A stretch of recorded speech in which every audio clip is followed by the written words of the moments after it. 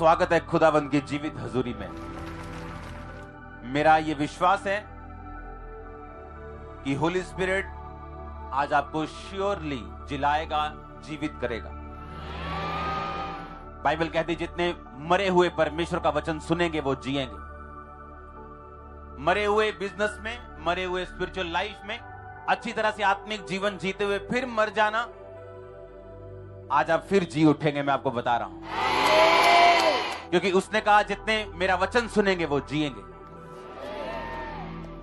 अगर आपकी फैमिली टूट चुकी है, आपको किसी काउंसलर की नहीं जो आपकी काउंसलिंग कर सके, आपको वर्ड ऑफ गॉड की जरूरत है। अगर काउंसलिंग से हल हो जाते तो ऐसे लोग जिनके पास करोड़ों की प्रॉपर्टी थी वो कभी आत्महत्या ना करते, क्योंकि वो परमेश्वर के वचन से दूर थे और वचन ही है जो उनको आजाद करता है। बैठ जाओ अपने शरीर में और बोलो, जो वचन मैं सुनूं वो मेरे लिए हो, मेरे घराने के लिए हो। प्रभु यीशु मसीह, ये वचन मुझे कभी सेम ना रहने दे। प्रभु यीशु मसीह के पवित्र नाम में हम मांगते हैं। प्रेरितों के काम 9 उसकी 1 आयत में लिखा, शाऊल जो अब तक प्रभु के चेलों को धमकाने और घात करने की धुन में था, महायाजक के पास गया और उसने दमिश्क के आराधनालयों के नाम इस अभिप्राय की चिट्ठियां मांगी, क्या पुरुष क्या स्त्री जो इस पंथ पर आए उन्हें बांध कर यरूशलेम ले जाएं। चलते चलते वह दमिश्क के निकट पहुंचा और एकाएक आकाश से चारों ओर ज्योति चमकी और वह भूमि पर गिरा और ये शब्द सुना, हे शाऊल तू मुझे क्यों सताता है। उसने पूछा, हे प्रभु तू कौन है। उसने कहा, मैं यीशु हूं जिसे तू सताता है।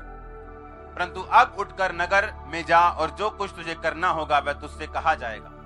जो मनुष्य उसके साथ थे वो अवाक रह गए, क्योंकि शब्द तो सुनते थे परंतु किसी को देखते ना थे। जब शाऊल भूमि पर से उठा तब उसने आंखें खोली, उसे कुछ दिखाई ना दिया और वे उसका हाथ पकड़कर उसे दमिश्क में ले गए। वो 3 दिन तक ना देख सका, ना खाया ना पिया।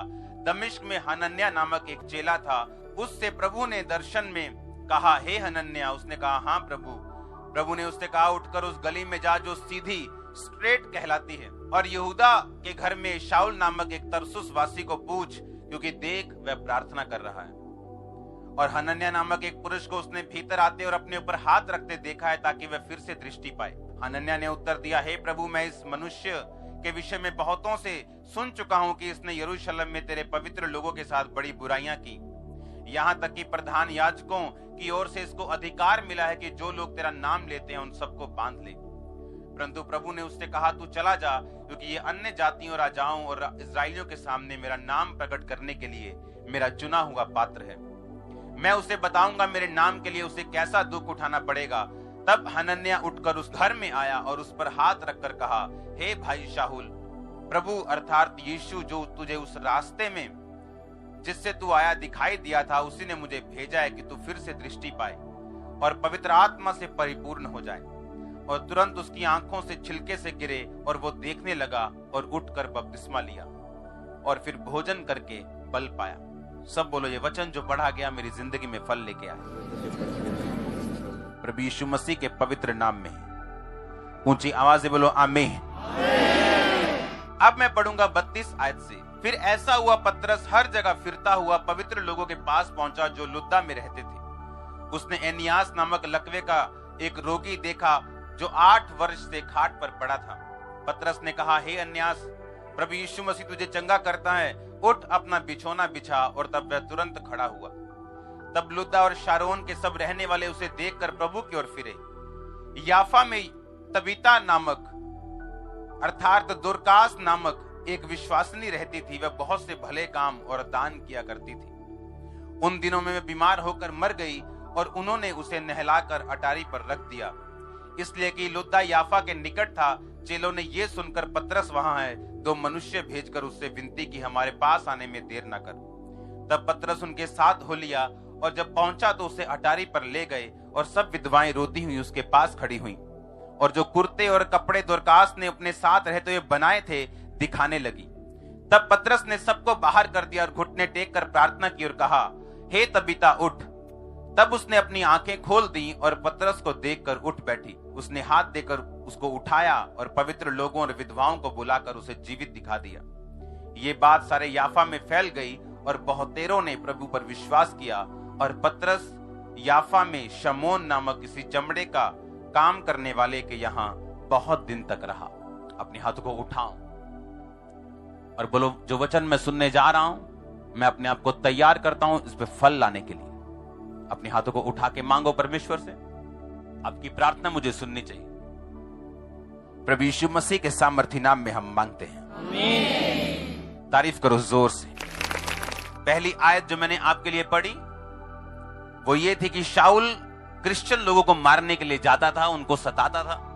रास्ते में यीशु मसीह के साथ उसका इनकाउंटर होता है, वो गिर जाता है और उसे रोशनी दिखाई देती है और यीशु मसीह उसे बोलते हैं, शाऊल तू मुझे क्यों सताते हैं। जो उसके साथ थे उनको कुछ भी आवाज सुनते हैं लेकिन कुछ दिखता नहीं है। जब शाऊल उठता है तो वो अंधा निकलता है और दमिश्क में उसको पकड़ के लेके जाते हैं क्योंकि वो अंधा हो चुका होता है। और बाइबल कहती परमेश्वर दमिश्क में एक हनन्याह नामक अपने चेले से कहता है, देख शाऊल प्रार्थना कर रहे हैं। मैंने क्रिश्चियन लाइफ में दो चीजें देखी, अगर ये आपकी लाइफ में हैं, आप बहुत बड़ा एक हिस्सा कवर कर लोगे अपनी सक्सेस में जो परमेश्वर ने आपके लिए रखी। जब परमेश्वर ने आपको बनाया, उसने आपको इस तरह से डिजाइन किया, इस तरह से बनाया, इस तरह से आपकी लाइफ में उसने इवेंट्स को रखा है कि आप हमेशा अपनी जिंदगी में शांति से परिपूर्ण रहें, कंप्लीट, ब्लेस्ड रहें और हील्ड रहें और डिलीवर्ड रहें। यह परमेश्वर का मास्टर प्लान है। उस प्लान तक पहुंचने के लिए, उसको अपनी लाइफ में लागू करने के लिए आपको वर्ड की जरूरत होती है, क्योंकि वचन आपको यह बताता है कि जो परमेश्वर आपकी जिंदगी से चाहता है उसे पूरा कैसे कर सकते हैं आप। अगर अब आप यहां पे देखें, कुछ भी अपने आप नहीं होता। बाइबल कहती परमेश्वर ने हनन्याह से कहा, देख वो अंधा हो चुका है और तू उसके पास जा और एक सीधी गली में जा। एक गली है जो सीधी कहलाती, यानी वो गली बिल्कुल सीधी थी, स्ट्रेट। वहां पे जाके पूछ कि कौन है यहां पे जिसका नाम शाऊल है और वो तरसुस से आया है। उसकी 11 आयत में प्रभु ने उससे कहा, उठकर उस गली में जा जो सीधी कहलाती और यहूदा के घर में जाकर शाऊल नामक एक तरसुस वासी को पूछ, क्योंकि देख वो प्रार्थना कर रहे। पौलुस जो था वो यहूदी था, यहोवा को जानता था और स्पिरिचुअल फॉर्मूलाज को वो जानता था, आत्मिक चीजों को समझने वाला व्यक्ति था। उसे ये मालूम था कि जो घटना मेरे साथ हुई है और परमेश्वर इस घटना में इन्वॉल्व है, मुझे इसको बदलने के लिए, अगर मैं चाहता हूं मैं बदलूं और परमेश्वर मुझे छुए, मुझे गाइड करे, मुझे हील करे, मुझे डिलीवर करे, मुझे प्रार्थना करनी पड़ेगी। एक बड़ा अटैक होने के बाद, एक बड़ा झटका सहन करने के बाद आम लोगों की तरह रोया और चिल्लाया नहीं, डॉक्टर्स के पास नहीं भागा वो, वैद्यों के पास नहीं भागा वो, और 3 दिन से वो प्रार्थना कर रहा था। उसे ये मालूम था कि चाहे परमेश्वर मुझे नाम लेके बुलाए, चाहे परमेश्वर कुछ भी कहे, लेकिन उसकी सारी मर्जियां तब पूरी होंगी जब मैं घुटनों पे प्रार्थना में बैठ जाऊंगा। ऐसा ये पॉसिबल है, ये बिब्लिकल है कि शाऊल 3 साल तक अंधा रहता और 3 साल बाद उसकी आंखें खुलती। ये भी पॉसिबल है कि वो 10 साल अंधा रहता और 10 साल बाद वो मसीह का प्रचार शुरू करता अपनी हीलिंग के बाद। ये भी पॉसिबल है कि वो 1 साल अंधा रहता और 1 साल बाद उसकी आंखें खुलती।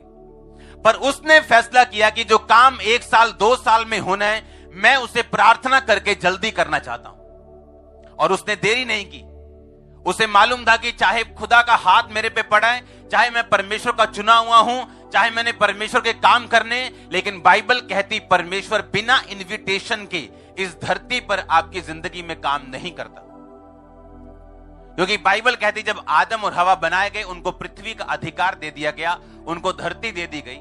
अगर आपके पास 1200 मरले हैं, आपने अपने एक गरीब दोस्त को 2 मरले दे दिए, फिर आप उसके मरले में पूछने नहीं जाते, यार क्या किया 2 मरले का, बेच तो नहीं दिया, घर अच्छा बनाया ना, केयर करते हो प्लॉट की, आप नहीं पूछ, आपने दे दिया उसको। आपको किसी ने अपने बर्थडे पे बुलाया, आपने उसको एक पेन दे दिया, आप 1 साल बाद पूछने नहीं जाते पेन का क्या किया, पूछने जाते हो क्या? परमेश्वर ने धरती आपको दी गिफ्ट के रूप में, वो कभी भी आपकी लाइफ में बिना इन्विटेशन के नहीं आता। इसलिए लोग पूछते कहां है परमेश्वर, ये हो रहा है, कहां है परमेश्वर मेरी लाइफ में, ये हो रहा है, कहां है रब, कितने है रब, दुनिया चे हो रहा है। वो बिना इन्विटेशन और बिना प्रार्थना के कभी भी काम नहीं करेगा। और पौलुस ये बात जानता था और बाइबल कहती परमेश्वर ने कहा, हनन्याह मुझे तेरे पास आना पड़ा क्योंकि 3 दिन से एक बंदा प्रार्थना कर रहा है। और अब तुझे जाना पड़ेगा वहां पे, और अब तू जा और एक यहूदा के घर में जा और वहां पूछ शाऊल कौन है जो तरसुस से आया है, और देख तू उस पे हाथ रखेगा और वो चंगा होगा। और लिखा जैसे ही उसने हाथ रखे आंखों से छिलके गिरे और वो चंगा हुआ। और उसके बाद शाऊल जो पौलुस बाद में बना, उसने परमेश्वर का प्रचार करना शुरू किया। अभी उसके पास सामर्थ्य तो वो नहीं थी, वो दान वरदान तो नहीं थे, लेकिन उसने प्रीच करना शुरू किया और परमेश्वर का काम करना शुरू किया। अब आप देख लो आपकी लाइफ में जो परमेश्वर की योजना है, चाहे आप आने वाले दिनों के पौलुस क्यों नहीं, द मोस्ट इंपॉर्टेंट पर्सन क्यों नहीं है इंडिया में क्रिश्चियन आने वाले, फिर भी परमेश्वर आपकी लाइफ में काम नहीं करेगा और आपकी जिंदगी अड़ी रहेगी और उसी जगह पे स्टक रहेगी जब तक आप प्रार्थना करने का फैसला नहीं करें। और विश्वासियों को यह बात मालूम है कि प्रार्थना बिना पवित्रताई और बिना वचन पे चले उसका कोई फायदा नहीं होता। वो एक असर से रहित प्रार्थना है, इफेक्टलेस प्रेयर है, क्योंकि प्रार्थना तब काम आती है जब परमेश्वर के साथ आपका संबंध सही हो। प्रार्थना एक बल्ब की तरह है। आप अपने घर में बल्ब लगाते हो, एलईडी बल्ब। आपके घर में अंधेरा दो वजहें हो सकती हैं, एक तो पीछे से लाइट नहीं है, दूसरा आपके घर में बल्ब नहीं है। प्रार्थना बल्ब की तरह है, आपने बल्ब लगा लिया, पर अगर पीछे से लाइट नहीं, मेन चीज से कनेक्शन नहीं, तो भी अंधेरा रहेगा। प्रार्थना बल्ब है और मेन वायर से, मेन खंबे से कनेक्शन परमेश्वर से कनेक्शन की तरह। ये दोनों होने चाहिए, परमेश्वर से कनेक्शन और बल्ब। अंधेरा खत्म हो जाएगा, आप हैप्पी, आप ब्लेस्ड, प्रॉस्पर लोग होंगे। इतनी सिंपल सी बात सुनने से और मानने से। देखो परमेश्वर ने क्या कहा, उस आयत को फिर से पढ़ेंगे। परमेश्वर ने कहा देख, क्योंकि देख वो प्रार्थना कर रहे हैं। अब परमेश्वर अपने वचन से पीछे नहीं हट सकता, क्योंकि बाइबल कहती है मांगो तो दिया।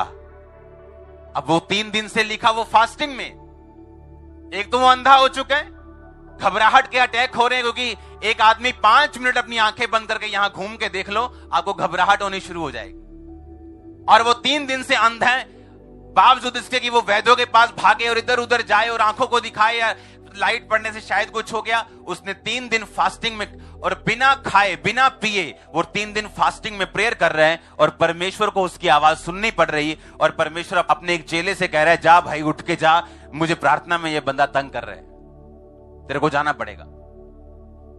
आज जिन 2 चीजों की मैं आपसे बात कर रहा हूं, ये आपकी लाइफ को चेंज कर देंगे टोटल, अगर आपने ध्यान से सुन ली तो। कहता वो प्रेयर कर रहा है, जाओ उसके पास। क्रिश्चियन लाइफ में प्रेयर आपके वो रास्ते खोलती है जो आपने जिंदगी में कभी नहीं सोचे, जो आपके कॉन्टेक्ट्स नहीं कर सकते, आपका गिफ्ट नहीं कर सकता, आपके बड़े नहीं कर सकते, आपके छोटे नहीं कर सकते, आपके वेल विशर नहीं कर सकते, वो प्रेयर कर सकती है। हालेलुया। अब ये आपके ऊपर है, आपने अपनी दुनियावी समस्याओं का हल आपने इधर उधर भाग के आपने खोजना है या आपने प्रेयर करने का फैसला करना है। जोर से बोलो हालेलुया। अब पतरस सब जगह फिर रहा है और एक जगह वो बीमार को चंगा करता है, उससे सब लोगों में फैल जाती है बात कि पतरस आया, पतरस आया, क्योंकि वो एनियास नामक एक लकवे के रोगी को चंगा करता है जो सालों से खाट पे था। और जब उसको हीलिंग मिलती है, वो एक ब्लास्ट हो जाता है, सब जगह बात फैल जाती है कि हीलिंग, परमेश्वर चंगा कर रहा है लोगों को। और एक साथ का उसका गांव है, और बाइबल कहती उस गांव में याफा यानी उसके पास वाला एक गांव है जहां लुद्दा के पास दोरकास नामक एक विश्वासनी रहती थी, भले काम करती थी और दान करती थी। उन दिनों में बीमार होकर मर गई और उसे नहलाकर अटारी पे रख दिया। और पतरस को सुनेहा भेजा गया, पतरस प्लीज आजा यहां पे।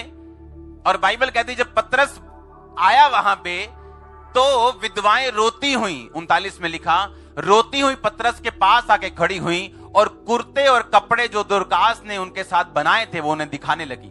मैंने एक बात देखी, अगर आपकी लाइफ में प्रेयर और गिविंग और बोना साथ साथ है, बड़े से बड़ा अटैक आपकी लाइफ से खत्म हो जाता है, बड़े से बड़ा। यहां पर यह विधवा, इसकी आदत थी भले काम करना, दान करना, यह उसका लाइफस्टाइल था। और जब वो मरी तो धर्मी लोगों को धक्का लगा, और जब धर्मी लोगों को धक्का लगा उन्होंने पतरस को संदेशा भेजा कि जल्दी आ जाओ। और बाइबल कहती जैसे ही पतरस ने सुना वो गया और सब कुर्ते और कपड़े जो दोरकास ने विधवाओं को दिए थे वो लाकर रोने लगी पतरस के सामने कि देख ये कितनी भली औरत थी और बाइबल कहती है उस पतरस ने सबको बाहर किया और बोला, हे तबीता उठ, और लिखा वो मुर्दा उठ के बैठ गया। एक औरत अफ्रीकन देश में हर साल अपनी उसकी चर्च में एक कन्वेंशन होती थी और वो एक बड़ा जानवर वहां पे लेके जाती थी। हर साल वो लेके जाती थी, पास्टर से मिलती थी और प्रार्थना उस पे होती थी और उसके बाद वो चली जाती थी। इस बार वो औरत थोड़ा जल्दी चली गई और वो औरत जल्दी गई और सुनेहा भेजा पास्टर को कि वो औरत आई, और पास्टर ने पूछा वो इतनी जल्दी क्यों आ गई, इस बार 1 महीना जल्दी क्यों आ गई अपना बड़ा सा जानवर लेके। उसने कहा मेरे को पता नहीं क्यों जल्दी आ गई, लेकिन नीचे एक गाड़ी खड़ी है और वो कह रही है कि आप बुलाओ, मैंने कुछ दिखाना है और प्रेयर करवानी। और जैसे ही वो पास्टर नीचे गया और गाड़ी खोली, उसमें उस औरत के बेटे की लाश थी। और वो पास्टर को झटका लगा क्योंकि वो एक गिविंग और प्रेयरफुल औरत थी, और उसको फिर मालूम हुआ तू 1 महीना पहले क्यों आ गई। और उसने अपने लोगों से बोला इस लाश को पुलपट पे जाके रख दो। और उस पास्टर ने एक बात बोली परमेश्वर से, उसने कहा अगर गिवर देने वाले उन्हीं की तरह मर रहे जो नहीं देते, और परमेश्वर से उसने फाइट की और वो लड़का जीवित हो गया पुलपट से ही।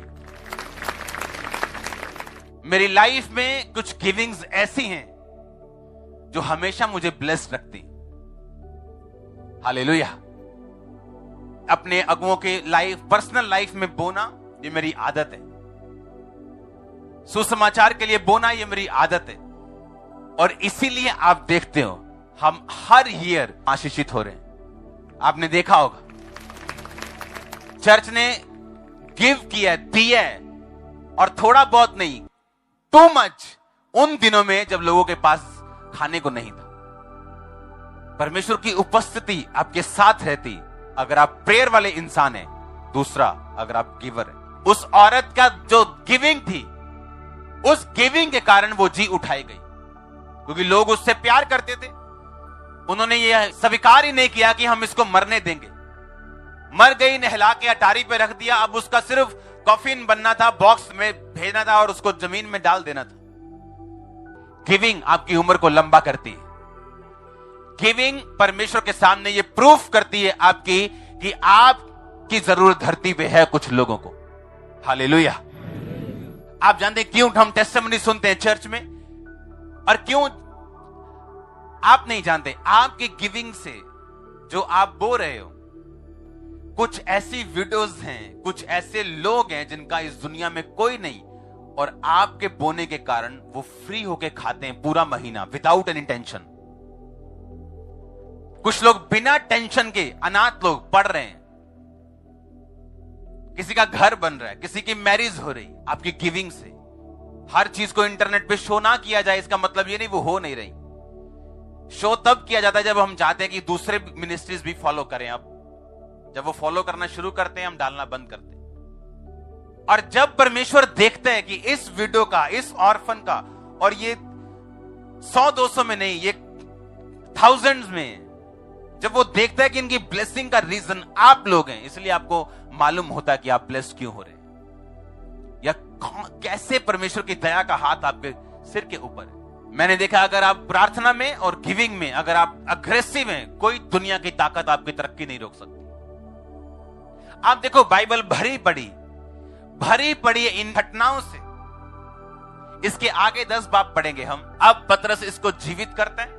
अब 10 बाब में लिखा, कैसरिया में कुरनेलियस नाम का एक मनुष्य था जो इतालियन नामक पलटन का सूबेदार था, बड़ा इंसान था। वो भक्त था, अपने सारे घराने समेत परमेश्वर से डरता था, यहूदी लोगों को बहुत दान देता और बराबर परमेश्वर से प्रार्थना करता था।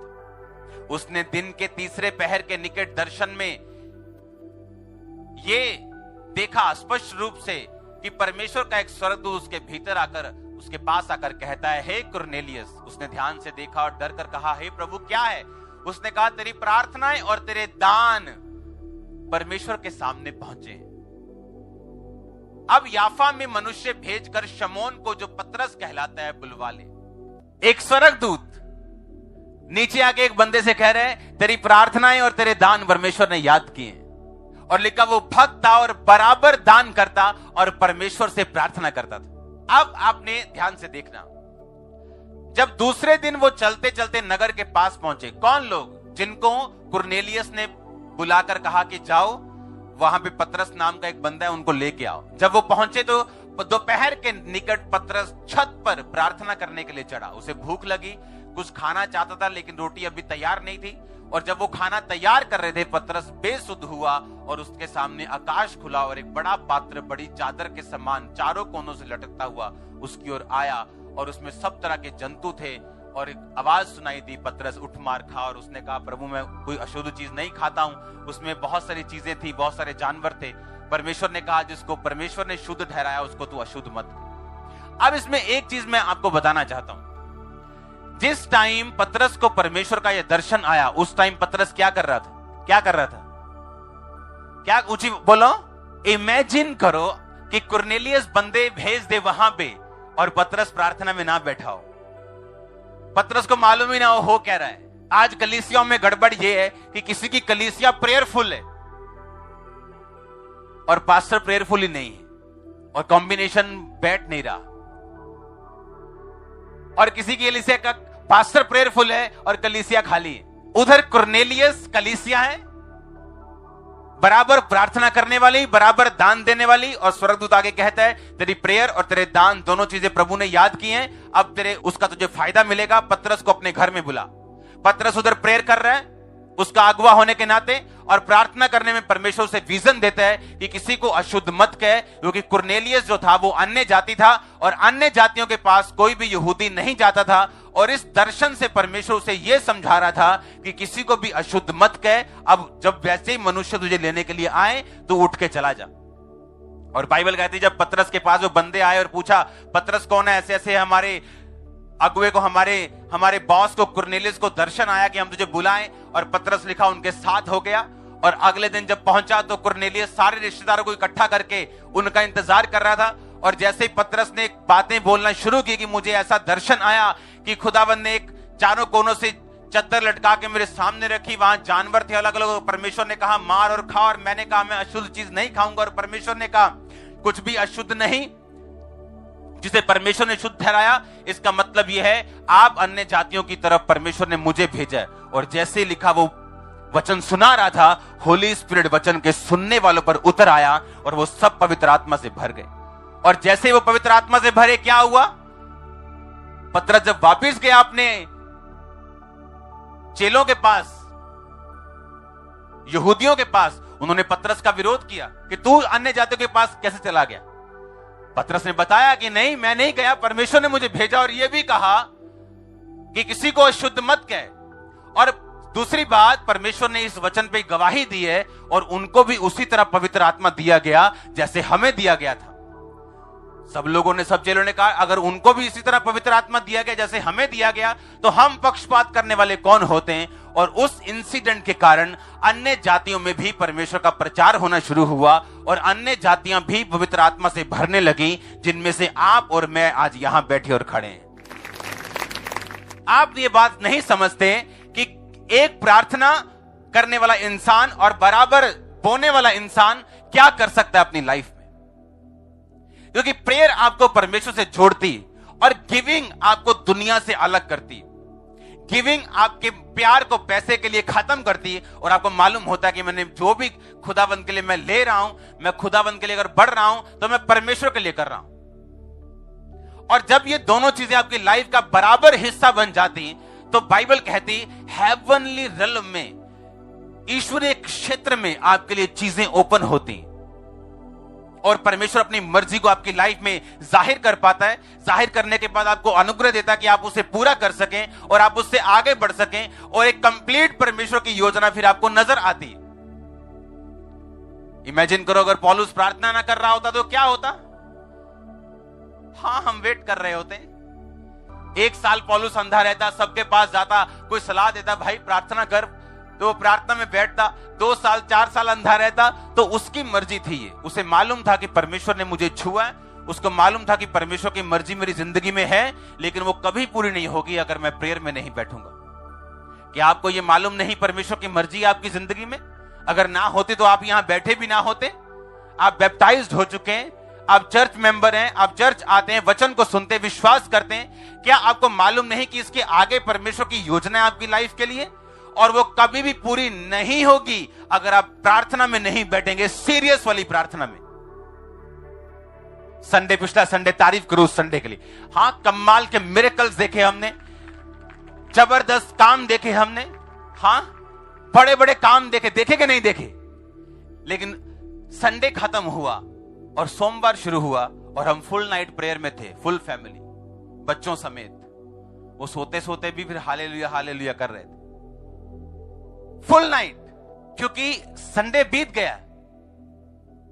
रोज की रोटी क्या करना है? आप अगले हफ्ते की रोटी आज तो नहीं बना के आए, तो पिछले हफ्ते की प्रेयर आपको कैसे चलाएगी अगले हफ्ते? जैसे आपके शरीर के लिए खाना हर वक्त जरूरी है, रोज और ताजा, उसी तरह एवरीडे प्रेयर, रोज, एवरीडे।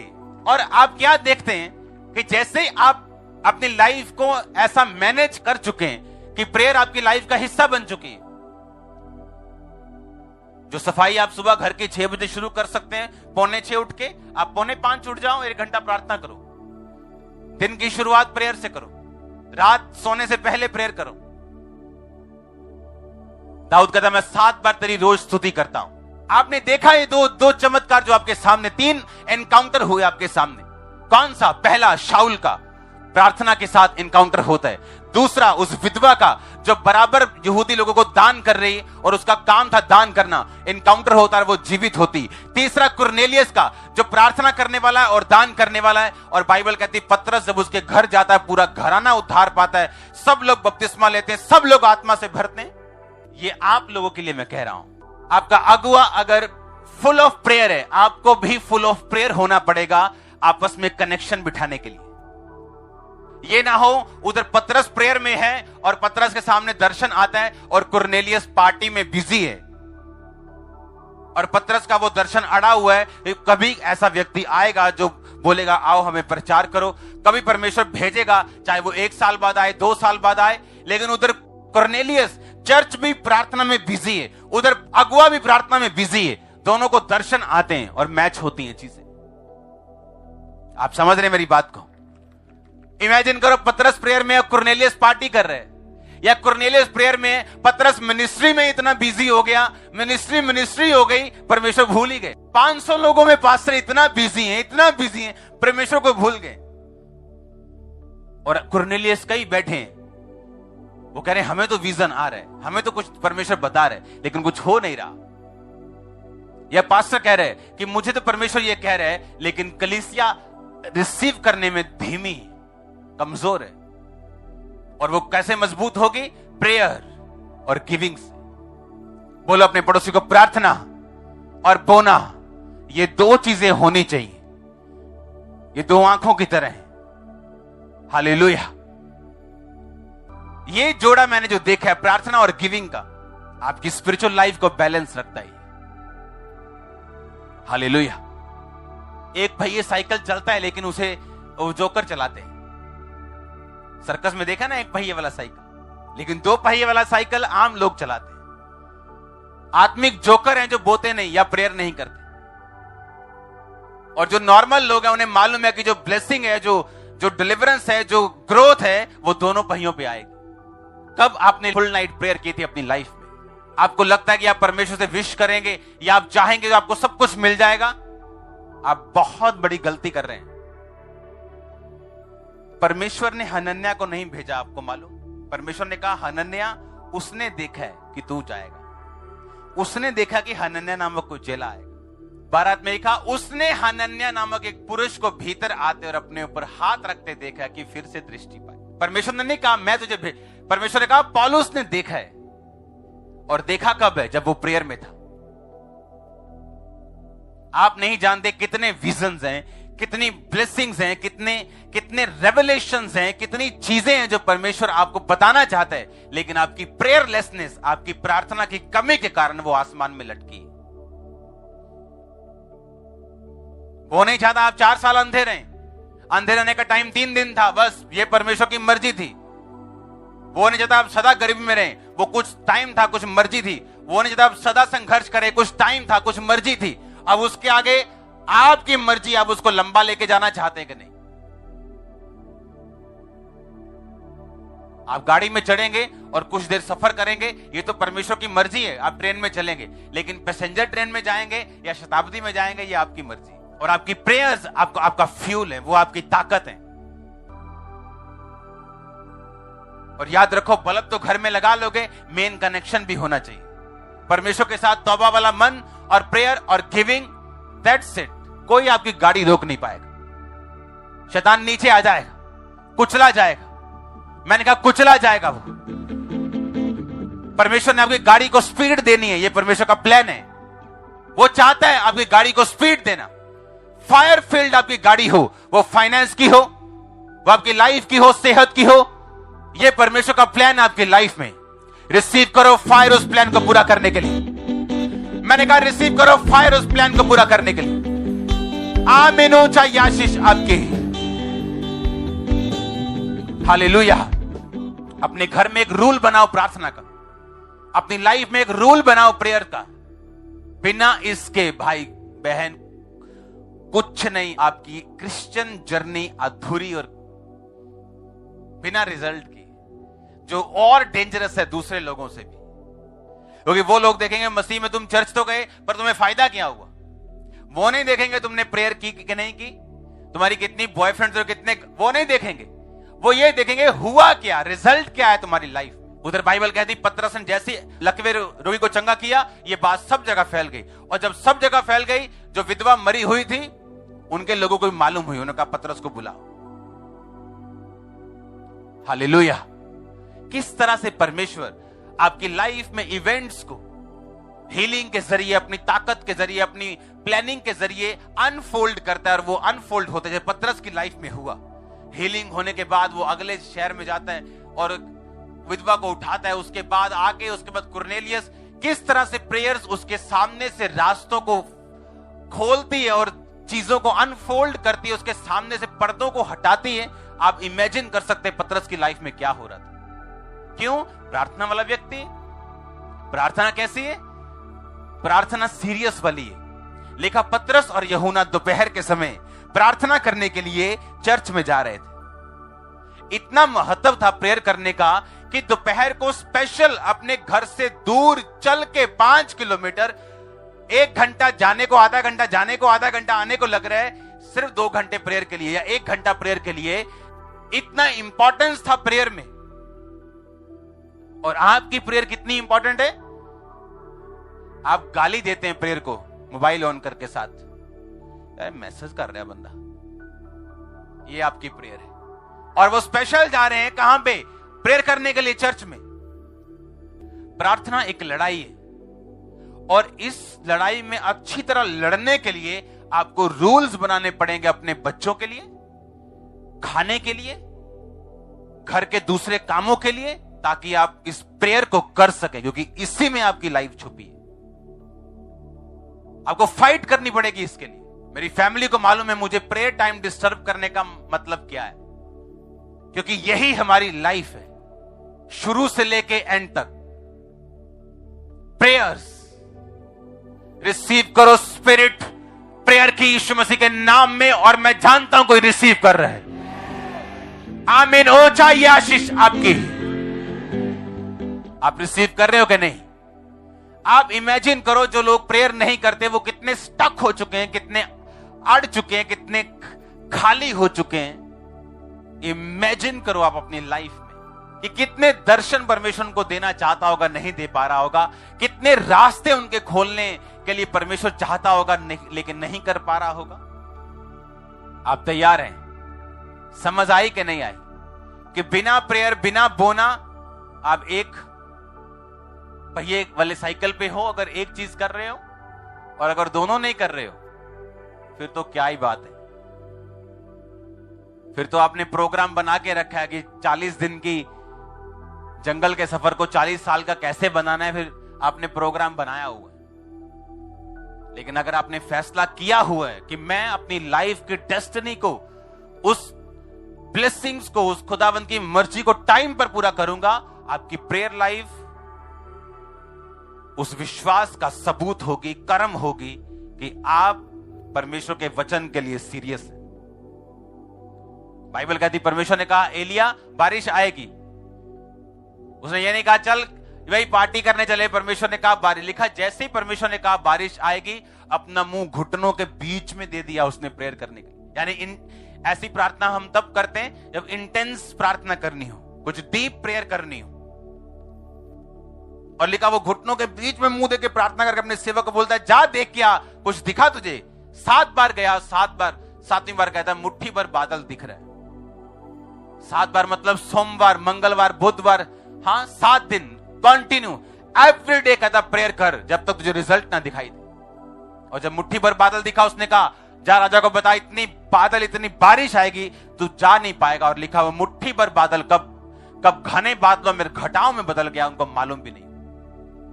मेरी ये विश है आज आप लोगों के लिए कि आप प्रेयर कर पाए, क्योंकि मैं विश ही कर सकता हूं और प्रेयर ही कर सकता हूं, कर्म तो आपने करना है। आमीन।